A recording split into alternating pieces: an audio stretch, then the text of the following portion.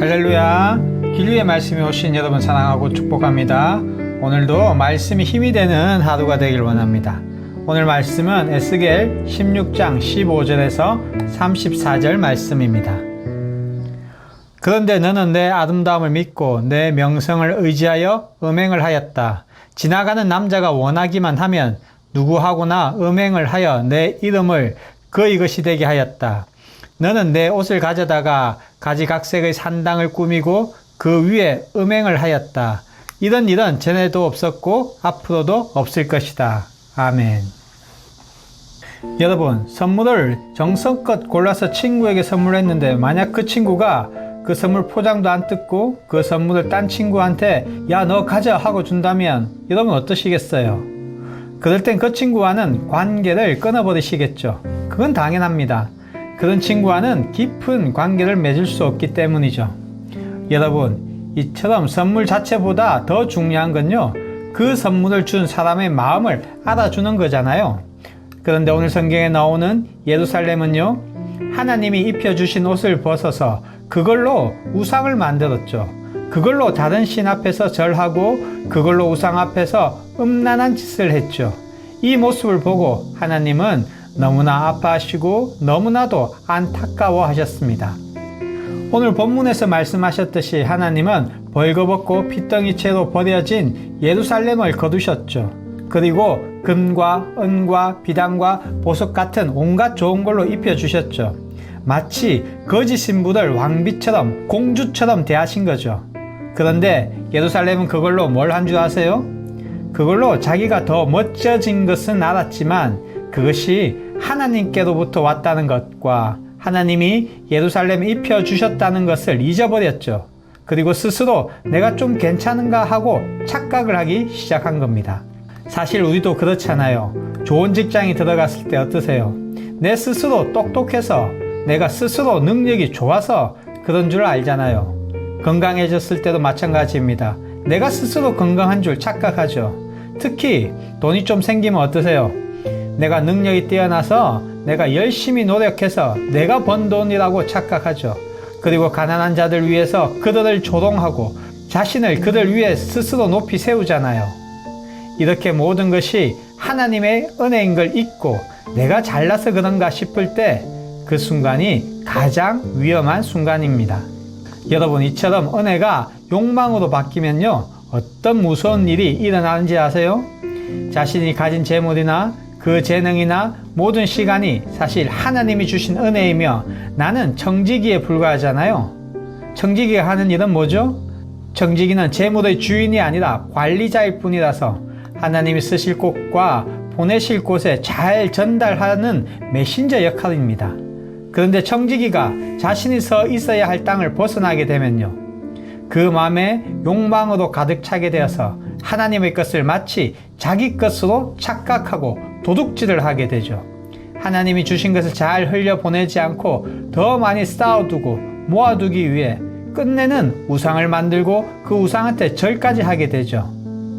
그리고 여러분이 가지고 있는 것이 하나님께로부터 왔다는 것을 잃는 순간 스스로 자신을 우상화하게 됩니다.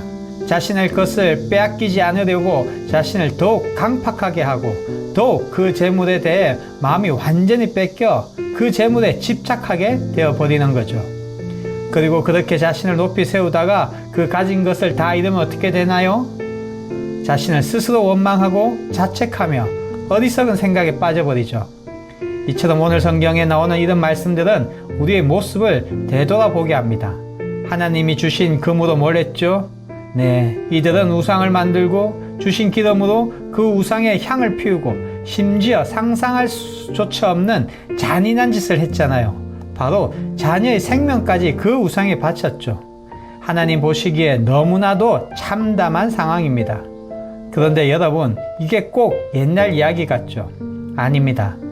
오늘 우리가 가진 시간, 재능, 돈, 자녀, 이 모든 것이 은혜인데 그걸로 내 욕심만 채우고 내 계획만 이루려 한다면 우리도 같은 길을 걷는 중일 수 있습니다. 여러분, 어쩌면 진짜 중요한 질문은 이거일 수 있죠. 지금 나는 누구의 땅에 서 있는가? 직장도 괜찮고 교회도 잘 다니고 사람한테도 인정받는 것 같아도 그게 진짜 하나님께 속한 자리인지 아니면 그냥 내 욕심만을 추구하는 세상이 준 자리인지를 잘 살펴보아야 합니다. 이렇게 나를 살펴보기 위해서는요, 하나님께 내가 지금 어디에 서 있냐고 계속 물어보셔야 합니다. 에덴 동산에서도 하나님이 아담에게 내가 어디 있느냐라고 물으셨죠. 하나님은 우리가 하나님 땅에 서 있길 원하십니다. 왜냐하면 세상의 땅에는 어둠 속에서 끊임없이 경쟁하고 갈등하고 분열하고 또 서로가 서로를 빼앗고 죽이며 살아가잖아요.